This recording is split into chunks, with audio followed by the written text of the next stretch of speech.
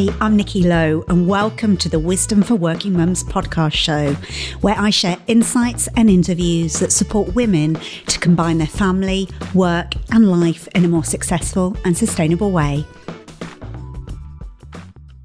Welcome to this episode of Wisdom for Working Mums podcast show. And today I have the pleasure of interviewing one of my favourite human beings.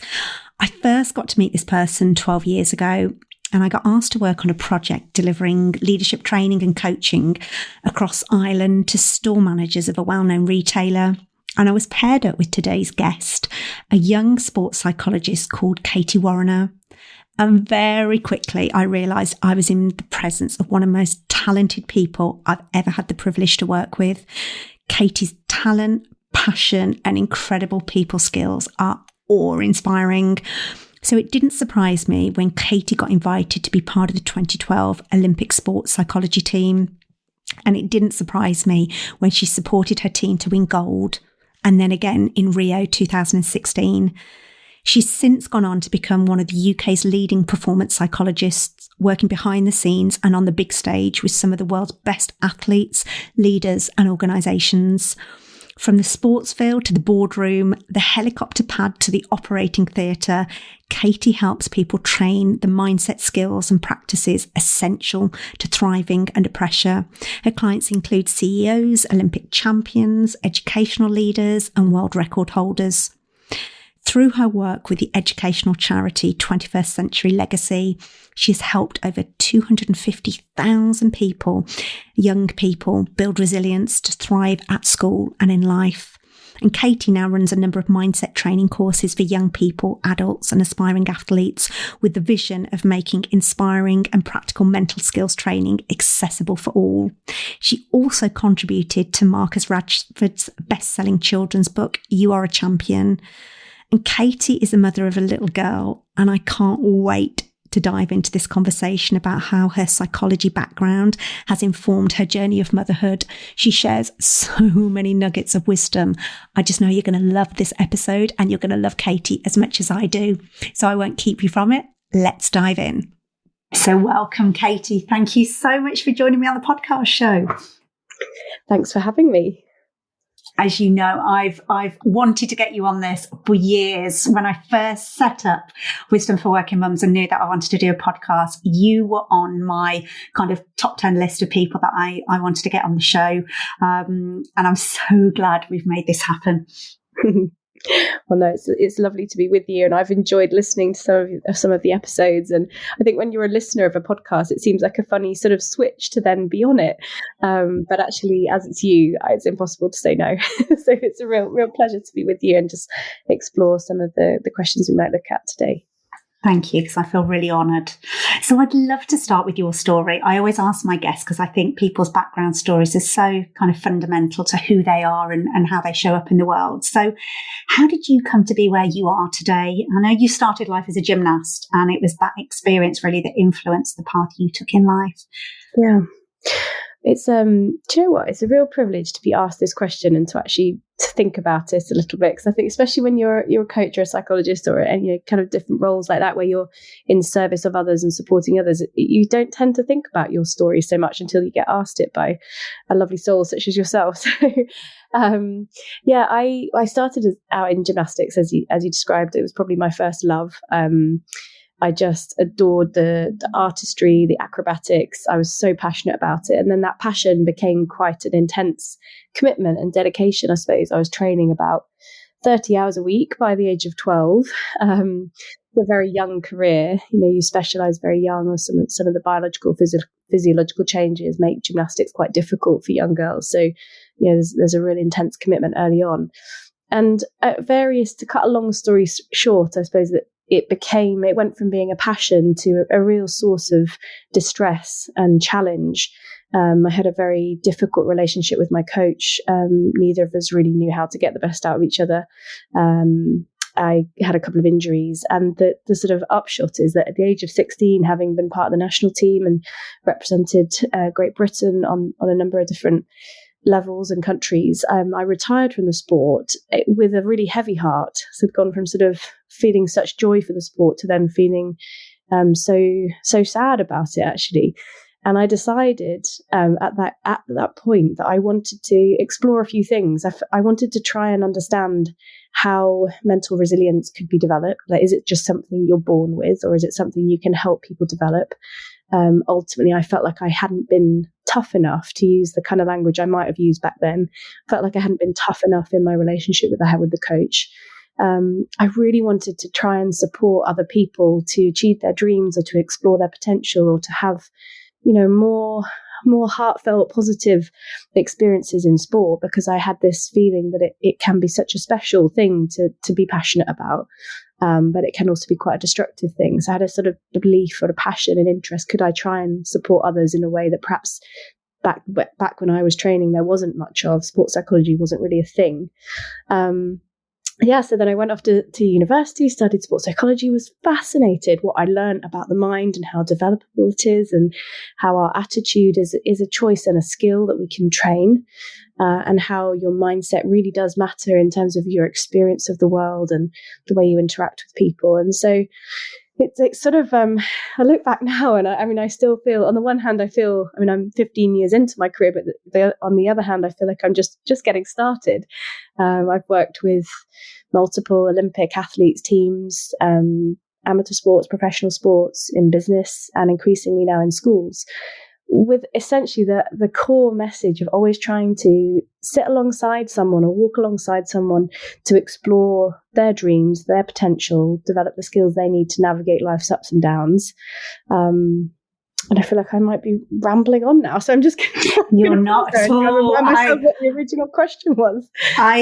You always hypnotise me when you talk, Katie. I have to remember that I'm interviewing you here, because I can just how you show up in the world is such a kind of masterclass in authenticity, in self-awareness. And I remember when we worked together all those years ago, I remember just sitting there and being awestruck by you, because you were relatively young at that age, but you just got such wisdom about you. And I just love how your story is informed. My sense is you wanted to make meaning out of the experience that you'd had and the distress that you'd experienced, to go, what was that about? What happened? And how can I help others not have to go through that? And how that's catapulted you kind of really on a global scale for the work that you're doing. And it doesn't surprise me that you've done so well at all, because how you apply it to yourself to then apply it to others. Well, the irony of all of this is that you actually showed me a model very early on in my career. When I was first at Lane 4, really wonderful consultancy, my first job out of university. And I was a researcher, and I loved to put my head in books, and I just wanted to try and make sense of things, exactly as you'd said. And the main project I was tasked with was understanding why change is so difficult. Why do organizations, teams, and people struggle to change even when the kind of status quo is clearly not working? And then when my role became more client facing, I was petrified of standing in front of groups. And you were one of the first people that I got teamed up with back then. And you showed me a way to be with groups that was still natural, still yourself. You didn't have to sort of put on a big show and be really entertaining, but you could just be really natural and have some real depth to what you were helping the group think about. And you were my first model of inspiration all those years ago. So thank you to you. And isn't that ironic? Because I felt like I was learning, I was witnessing greatness, and I was learning from you. So thank you. That's such amazing feedback, because I was struck by just your wisdom and your ability to show up wholeheartedly. So it's not surprising, as I say, that you've gone on to become one of the UK's leading performance psychologists. What do you think's contributed to the success you've had? Because I imagine your area of expertise is incredibly competitive, because you're dealing with elite athletes and they only want the best. So and as you say, you not only work with sports people, but you work in the boardroom, but you work in the classroom. What do you think has contributed to be able to kind of approach people from different backgrounds? Oh, good question. So I've got lots of different things that I think contribute to it. I think I have had some incredible mentors over the years that have accelerated my development, that have that have helped me learn things that might have taken me 10 years to discover by myself. And in maybe 10 weeks or 10 conversations, I was able to, people that have really shared their expertise and their insights generously with me, from Dr. Pippa Grange, Professor Steve Peters, David Hemery, lots of different people that have, I'm just eternally grateful to. And I'm really wishing I'd thought more deeply, because I'm sure there's more names that I'd like to mention. I think underneath all of that, though, is essentially what I love working on with clients often is understanding their sort of deeper purpose and meaning. And when you can find a role, that little drawing that you can find, I think, is it called Ichigai or Ikigai or something? I'm not sure how to that, where you've kind of found that sweet spot of what the world needs, what you're perhaps naturally good at, what you really care about, and hopefully what you can get paid for doing. When you find that sweet spot, it is so utterly like life affirming, and it's so hard to work. It's so easy to work hard because I really genuinely believe in what I'm doing, and I love people. I find people and the untapped potential that sits within them really fascinating. I find life quite boggling. Like, what is it we're doing here on this planet? And we've got to kind of make sense of it. We've got to try and make the most of this opportunity that we have on planet Earth. So I just feel very, very fortunate to have found a space to work where I can hopefully make a difference, and I'm always learning. So I think that when you engage in something with a really authentic passion and level of care, and it's not about you in that way, it's not a means to an end, it's just a love of the process. And one of my mantras in work is trust the process. And for me, the process is when you sit with someone, be it an 8-year-old in a classroom, a leader of a international team, or an athlete trying to win an Olympic gold medal. You're just sitting alongside them and trusting the process of what can emerge when you really listen, when you ask questions that are thoughtful, when you bring some level of expertise, though it's not perhaps how I identify myself. That breeds a lot of courage, and I think from that you can make good stuff happen together. Yeah, I love that. And I think one of the things that I've seen you do, and when I follow stuff online that you do, is you're really good at working with people to define what success means to them. And I think particularly, I imagine, in the sports world, where there's always this external measure of success, whether it be the medal or the time or the distance, and that can be, I imagine, unhelpful sometimes for particular people. And I've kind of watched you do this most incredible thing about helping people really get clear on what success means to them.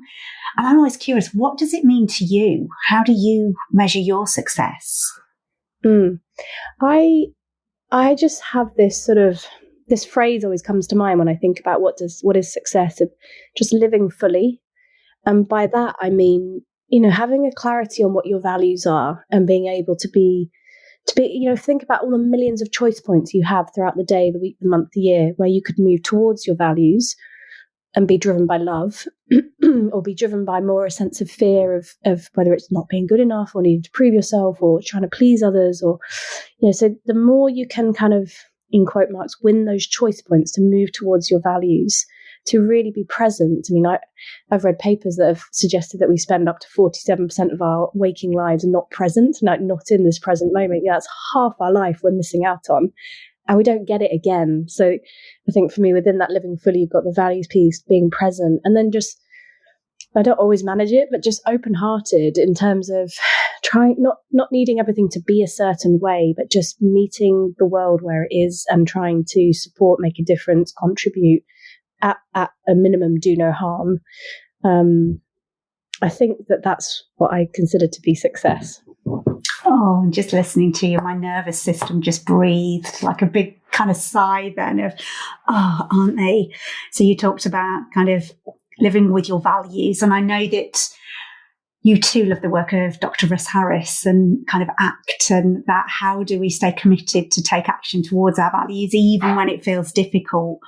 And you talked about being present and open-hearted and kind of at a minimum doing no harm, and just walking that path in life, and just your voice and how you say it, you can feel that you really embody it. But I know that that won't necessarily always have come easy to you, that you've had to work at those things as well.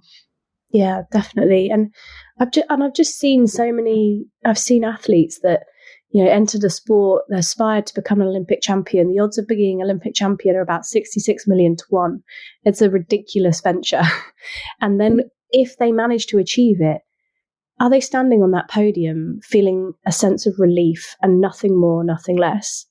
Because that's not very successful to me. Then, sort of that sense of it's all about the destination, that just breaks my heart. Whereas, if we can encourage a more broader, holistic view of success where it combines, the pursuit of what you're passionate about, the courage to do, discipline to work on your skills, making memories with people that are important to you, overcoming setbacks, knowing that at the end of the day, you tried your best to be all of your potential. Like, how could that not be successful?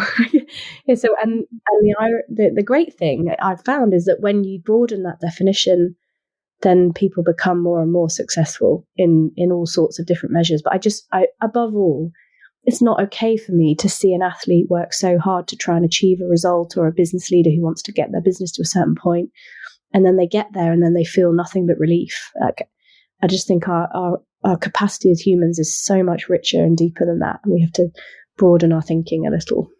Yeah. And obviously in the last few years, you've become a mother to the most gorgeous little girl. How do you think that experience has influenced you as a psychologist, but also how you're raising her? Yeah, I mean, profoundly. So Isla's 2.5 now, and she makes me laugh every day and occasionally, pull my hair out. I think one of the things I would often work with clients on is that sense of where your self-esteem comes from. And, like we've just been touching on a bit, that unfortunately we're conditioned and often raised in ways to believe that your self-esteem comes from what you achieve and what you do. And that creates all sorts of difficulties for people around perfectionism, fear of failure, and all sorts of mental health challenges. And it originates from a concept that Steve Peters used to teach me about called the fridge door syndrome. This is where the little one comes home from school and they've made a painting or whatever. And the first thing the parent does is they say, "Oh, wow, isn't this fantastic? You're such a clever girl. Let's put this on the fridge." And, in that moment, they're trying to just show love and joy and care and build up confidence in that little one. But unfortunately, what can happen is that unspoken message of, I will love you and pay more attention when you produce things, which over time becomes when you achieve things. And then we measure ourselves by what we've achieved rather than who we are, human doing rather than human being. And I've gone from teaching this and working with people to think about this in their lives to now living it. And my little one, like when she was 2, she'd come out of nursery having done some, rubbish painting. Bless her. Like, I don't know what it is. And I'd say, "Oh, what's this?" And she'd like, "Oh, it's, a farm." I'm like, "Really?" And so she initially, when she was 2, she wasn't interested in it. She would just want to give me a cuddle and ask me if I've got her snack, and we'd come home. And something has changed in the last 6 months, whereas now she comes out of nursery with these paintings and whatever it is, and thrusts it in my face. And then I noticed in myself the natural reaction to just say, "Wow, fantastic." And I caught myself feeling very hypocritical. So I had to have a word with myself, with my husband, and say, "Right, when this happens, we're going to put the paper to one side. I'm going to meet Isla where she is. I'm going to have a massive cuddle, kiss. How are you? How was your day? Now let's have a look at this paper. Let's have a look at this drawing, and then we can have a chat about it. But first, I want to see you. I want to show you how I love you for who you are, not what you do." So I think it's little moments like that where I'm just catching myself, trying not to be a hypocrite. There's so many moments out there as a mum and as a psychologist where you're like, "Oh." Oh, and I catch myself saying "good girl," and I'm like, no, that's not language I want to be using. Absolutely. Or when they have a little play date, and then Isla's there banging her little drum, which she got for Christmas, and the friend naturally wants that one toy, whereas she's got a plethora of toys in the playroom, but she wants that one toy. And the first thing you say as a parent is, "Oh, let's share the toy." And in that moment, you're trying to teach manners, and of course all that's important, but you're also saying what you want isn't important. What the other person wants is more important. Let's try and meet their needs. And then if you repeat that over and over again, we have this sort of, particularly for us as females growing up, people pleasing, putting the needs of other people first. Is it any wonder where there's all these little moments of misunderstanding in those early years where their brains are developing, they're forming a template of the world? And yeah, it's fascinating. And I heard you being interviewed. I think it was a hockey interview, literally, that got released in the last week. And you shared a statistic that I kind of knew intuitively, but I hadn't heard expressed so explicitly, where you talked about girls' confidence and it drops from the age of 8 and 14. Yeah, between the age of 8 and 14, there's been a huge global study. The fact that it was cross cultures, I found really fascinating, where they found that the confidence dropped up to 30% in females, and whereas in young girls, whereas in young boys, that drop wasn't found. And that then held through life around, self-esteem being typically lower in females. Sobering, isn't it? But the knowledge is power, because we can then do something with that. Massively. And you shared that the reason for that is that, was it about interpersonal? Yeah. So the scientists behind that study, they suggested that it's because girls start to form their identity and their confidence from an interdependent mindset. So relationships, harmony, am I liked? Am I getting on? Do I fit in? Which makes complete sense from an evolutionary point of view, that's what our cave women ancestors had to be very good at. If the male comes back from hunting and gathering, the female cave woman has to then navigate, read their body language, adjust their behavior. The men are naturally physically bigger and stronger, which naturally makes the female slightly more vulnerable from that purely physical lens. So more of an interdependent mindset, whereas the young boys were building their confidence from a more independent mindset of what can I achieve? What have I done? What impact have I had in this moment? Which is more within their control.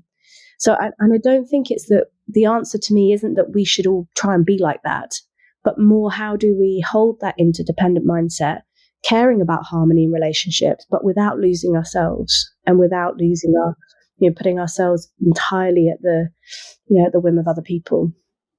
Oh my gosh, so much goodness in there. And it is, as you said, it's those micro moments with our children that our intention may be really positive, but what are the messages that we're laying down? Because I can completely relate to that, those scenarios of, come on, share, you get to always play with these toys, your friend's just here for today. And, and I found myself, or even and I noticed this the other day in a situation where I think a child had been unkind to another child, and the mum was like, go up and give them a hug. It's really important that you hug them.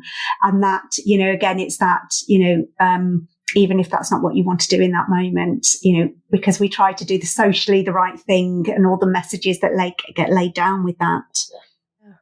And that, the bit around, the question you were asking about becoming a mother, and when I noticed, if Isla were to start crying, my first default is stop crying. It's okay. And actually trying to encourage myself to recognize, no, it's not okay. And that's okay. That Susan David, I love her work, the psychologist Susan David, she talks about emotions are data, not directives. So, for example, if somebody wants to share the toy and Isla doesn't want to, and she feels angry about that, actually naming that emotion, you feel angry because you really like this drum. That's okay. But at the same time, we don't need to act into our anger. Will Smith last night at the Oscars is an interesting one. We don't have to act. We own our emotions. They don't own us, is what Susan David would say. So, so we can talk about these emotions. We don't have to suppress them. We don't have to be a good girl. We don't have to be nice. But also we don't have to act into our emotions. We can, obviously, at 2.5, Isla's a long way off this, but it's fascinating just seeing how it unfolds. And I find that actually knowing all this theory, because I love Susan David's work, and obviously I'm trained in emotional intelligence, and I did think, what an amygdala hijack that was last night for Will Smith. But I imagine there's a lot of remorse today. But knowing that actually I've got to be able to regulate my own emotions first and have the capacity to hold my kids' emotions, because often when I've got that capacity, I can help soothe them. I can help, as you say, give them the vocabulary and all of that piece. But when I'm not feeling like I've got the capacity, I really struggle to be able to role model that and help them with their emotional regulation. You strike me, Katie, as somebody that is always calm and has always got capacity, but I'm sure you're only human. So that, that's the story that I tell myself, that you're superhuman.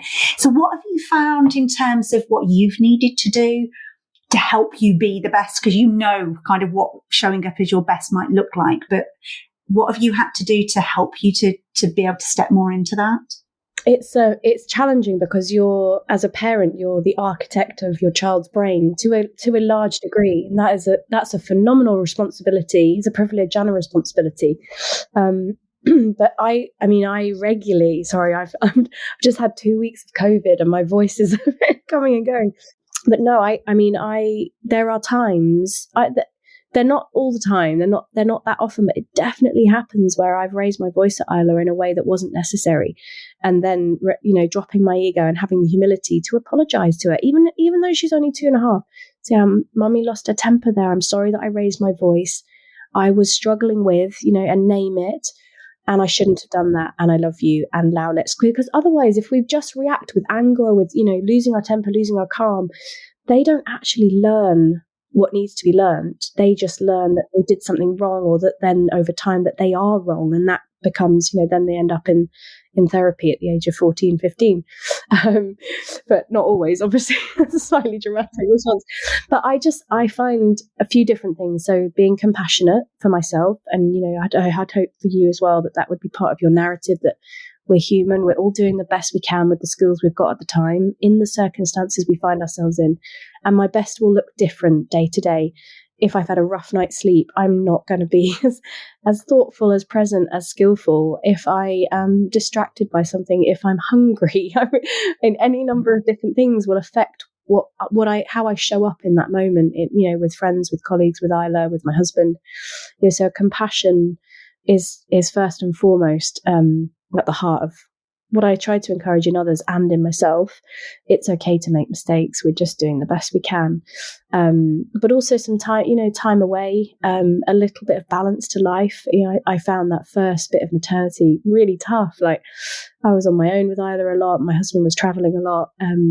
I had Isla as a slightly older mum, and so most of my friends had 4, 5, 6-year-olds at that stage. So just actually having a bit of balance back in my day, even if it's half an hour to do some yoga or whatever it might be, just it's okay to have needs yourself. And then just little mantras like that sort of it takes a village. I lived by that in those early years. It takes a village, and that's okay. That's okay. In fact, that's part of what makes it beautiful. What else? Yeah, just everything's a phase. So the bad times, just hold on, they'll pass. The good times, they'll pass too. So savor them really deeply. So just picking out a couple of little mantras that help you, helped me through it all. And do you have a particular? You'll find me losing my temper. And I know that's an unfair kind of pedestal to put you on, but I think we always compare kind of ourselves to others and think, gosh, they would never do that. It's only me that, can't keep it all together. But you strike me that you might have a mindfulness practice. Do you do anything specifically around rituals or habits? I've been so lucky in my career to have worked really closely with Andy Puddicombe, the co-founder of Headspace, and helping him create some of the content in the app, particularly in the sport section that he has on there. And just being in his presence it's a really incredible experience. He is a really wonderful human being, and so he's really helped me to understand the nature of the mind and mindfulness. And so, I've done various things. I've had little, I love variety, so that there's nothing I do all the time consistently, but I went through, when Isla was born, I did 365 days of meditation, consecutive. And then I realized, that's a discipline. Real amazing. Discipline. I know, but then I realized I'd become a bit obsessed with the run streak. And so I deliberately missed a day. I was like, this is silly. This is not about a run streak. So I had to miss a day. Perfectionism had kicked in. Yeah. That's quite funny. But I just try, you don't have to meditate in order to be mindful. I just try and savor moments, really notice the seasons. I'm constantly talking to Ara about the daffodils, which are just beautiful at the moment. That mantra of the blue sky, there's always blue sky above, even on the murky days, when you get in the airplane and go above the clouds, or that metaphor of your mind like a pond and thoughts creating ripples, and actually muddy water is best cleared left alone. So sometimes you don't have to always think and try and fix it, just let it be and see what comes up. I think an attempt to be present as much as possible, to accept life and the world as it is. Doesn't mean we can't try to make it better, but let's meet it and other people where they are. Oh, there's loads of thoughts running through my mind as I'm hearing you talking, Katie. And one of them is that you seem to embody it so naturally. And I'm wondering if there's somebody listening might go, oh, that's all amazing. But that's easy for her because she's probably naturally a really calm, kind of go with the flow kind of person. And what I find so fascinating about you is you seem to embody, you're a high achiever. Everything you do so well, but you do it in a way that you've got that compassion. But what I'm wondering is, it's easy to say, oh, that she's just compassionate, that comes naturally. But I'm imagining that your natural tendencies are to perhaps be quite tough on yourself and to drive yourself. So you've really had to work and develop that. That may not have come as naturally as people may listen to you and think. Would that be right? Yeah, absolutely. And I mean, growing up, so through gymnastics, I was incredibly shy. I really struggled to open up and talk with my coach. I was very misunderstood as a result of that. I went through a period of it being so hard on myself. I mean, in gymnastics, I was weighed like 2 or 3 times a day. It's kind of heartbreaking when I look back, and it won't surprise you to hear that led to quite a disordered relationship with food.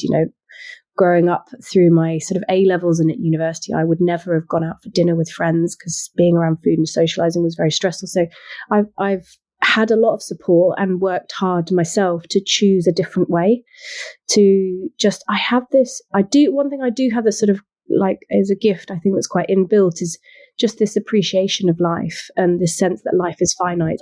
Sounds weird, but I've come to think about death quite a lot in that, it is going to happen and nobody knows when. And so that Bonnie Ware book, The Top 5 Regrets of the Dying, I think about that regularly, and I talk to groups about that regularly, because when some people say, oh, it's a bit, it's a bit morbid, or it's a bit depressing, but actually I find it's incredibly liberating to then realize, like, we just have this moment now and we're so lucky for it, and let's try and make the best of it and support other people to be well and to be happy. So there's a bit of that, but I have definitely grown up with a very critical inner voice where nothing is ever good enough, and everybody else is way more XYZ than I am. And so learning to not buy into that thinking. So, the original sort of Western approach to psychology, which was very much about challenging your negative thoughts, replacing them with more positive ones, I just found that really exhausting. I found that was it's like whack-a-mole. The minute you deal with one, there's another one.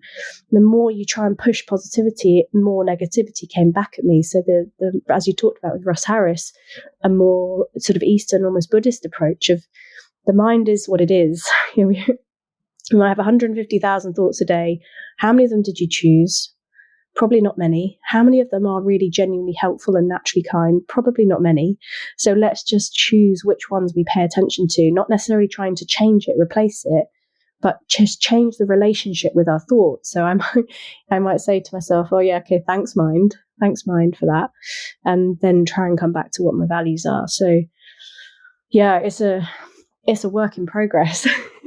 Oh no, I love that level of honesty, because it now seems to come so much more naturally to you. But I think that's important for anybody listening, that isn't necessarily, you've had to kind of be conscious of that and develop that conscious awareness of your relationship with your mind. And it now seems to be something you just embody. And I suppose that reflects the work that you do, because I know you've got the Moonshot series where you help children with this and schools around how do we work with neuroplasticity to help that mind develop in a way that might be more supportive.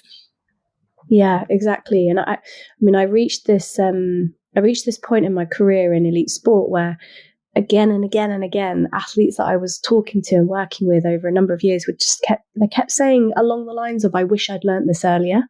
And you shouldn't have to. I almost became quite uncomfortable that I was this really elite sports psychologist working with really elite people in very, very niche areas. And although I was ostensibly employed to help them win medals or win championships, I was never really trying to do that. I was helping them try and live life fully. I was to make the most. Like, it's not okay if they're winning a medal, but they have not got rich and meaningful relationships outside of sport, or their connection with their family, or this, that, or the other. So I suddenly realized I needed to sort of put your money where your mouth is, and switch my focus to create an approach that teachers could use in schools, or parents could use with young people, to help their little ones understand how the brain works. It's so fascinating when you learn how your brain has evolved. And I've got a brilliant team alongside me with Jenna and Emily and Pete, and together we sort of created an approach that's really playful, how you understand your mind and how you relate to all those different thoughts and feelings. And it's the kind of course that I want Isla to experience at school when she's in year 5 or year 6, or whatever it might be. So it's been fantastic, changing track, but challenging, because I've had to kind of reinvent an approach, but rewarding. I've been lucky enough to see some of what you've developed, and it is absolutely brilliant. And I'll put a link in the show notes so people can have a look and kind of see what the brilliant stuff you've put together. And obviously it led you to work with Marcus Rashford, didn't it, on one of his books? Well, yeah, bizarre. People talk a lot about imposter syndrome, and it's amazing when you actually look into this of how common this is an experience. When I first got the approach, the first few meetings were all very clandestine, and they wouldn't name who the celebrity was, so to speak. And I just sort of thought the whole thing was a bit of a ruse, some bit of a joke of some sort. And even then, when they said Marcus and what it was he was trying to achieve with the book, my heart was just singing, but my head was telling me, "Oh no, you're not good enough," or "No, you should." And I actually tried to pass it on to someone else, to a colleague of mine. I said, "You should do this." Thankfully, that colleague said, "Get out of here, get on with it." It was a mentor that I worked closely with, and it was a real privilege to basically just work with him and Carl Anker. We basically worked out what is it we want to try and achieve through this book, what are the messages we try and send, and then bringing stories from his life, because he has just role modeled so much of what we're talking about today. It's an honour. Oh, well, again, it doesn't surprise me, because I think you communicate what you do so brilliantly. So I suppose we've talked quite a lot about how you've applied this to other people and to your own life and with your own family. But what, if there's a mum listening, what would be the tool or insight that you have in your toolkit that you kind of wish that every mother had that could help them on their journey? Oh, just one. And it can be more. It can be, your top 5, or I don't know. It's like, which would be the ones that you're like, actually, if you haven't already got these in your toolkit, they might be really useful. Let's have a go. Let's see what comes out. So I suppose let's start. I think starting with that, it's okay to have needs. Be brilliantly needy. Why are we all trying to suppress our needs and appear as if we don't have any? Yeah, actually, we all do. Whether it's that need to feel loved, feel valued, to have some private time, to have some rest. So just get a piece of paper, write down, what is it that I actually need? What are my needs? Or what is it that I help everyone else with that actually I could do with myself? So I think if we start with that mindset that it's okay to have needs, it's fantastic to have needs. I think the second thing is you are doing a wonderful job, whoever you are, wherever you are right now. I know you're doing the best you can with the skills you have. You can make your best better, but you don't always have to be doing that. Just be here now and just take stock of your intentions, of, the difference you make for your children in your working life, whatever it might be. So just bring a really, really kind voice, or an even more compassionate voice. I was with someone recently who did a meditation where, imagine you're sort of walking through the woods and you see there's a beautiful tree and it's got a little kind of nook in it, and inside it you see 2 little eyes staring at you as a little creature, I don't know, a sloth, whatever it is, and you can sense a bit of vulnerability in that little creature. Think about what your body language would do. How would you change? What tone of voice would you use? What would your stance be like? It would be one of natural compassion and curiosity and checking in. Are they okay? Who's in this tree? And then bring bring that to yourself. So bring that back to yourself with that kindness, compassion. What do I need today? Just checking in with yourself, bringing care to yourself. And when that voice pops up and says, oh, don't be so selfish, just thanks, mind, and carry on with it. It's okay to be selfish, because when we, it's cliche, but when we top up our cup, we can then support others more meaningfully. And then I think just taking a bit of time to think through that piece around values where we started this conversation with, of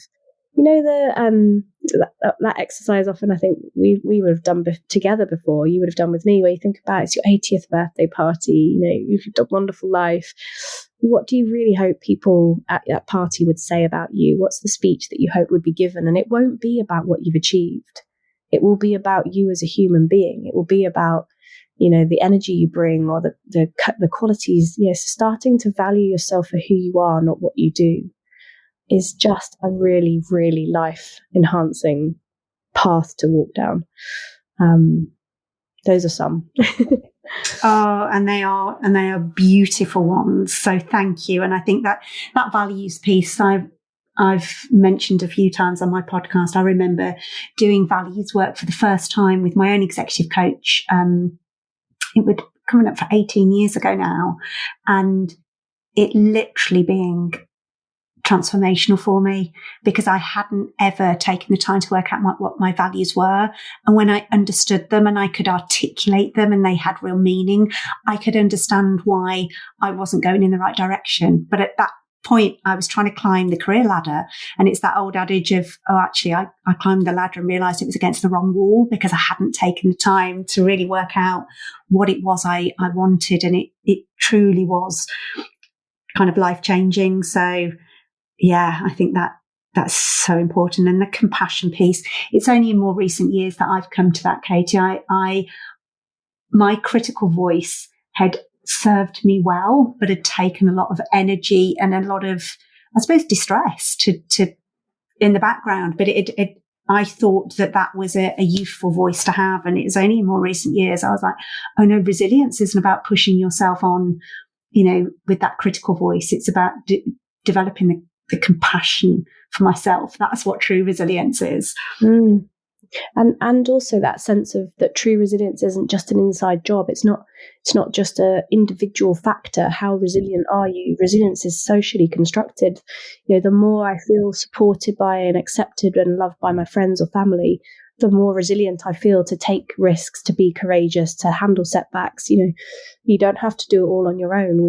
We are wired to connect. And the more we can connect through meaningful openness and the kind of vulnerability that you role model, the more resilient we become together. So, I love that point though that you're making, that same, and that critical voice. If you try and understand the intentions of it, if it could sit alongside us in this conversation, what would it say? It would say, we just need to work hard for X, Y, Z, or, you just don't be too complacent. And actually, if you could have an adult conversation with that part of you and say, actually, do you know what? I understand what you're trying to tell me, but there's a different way.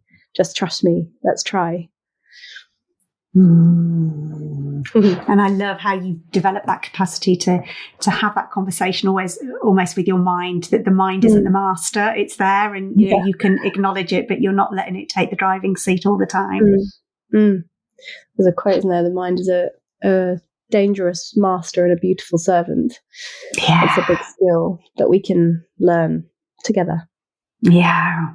So you've said so much goodness in this. So if there's just one thing that you hope a working mum who's listening to you talking today takes away from this, what would you want that to be?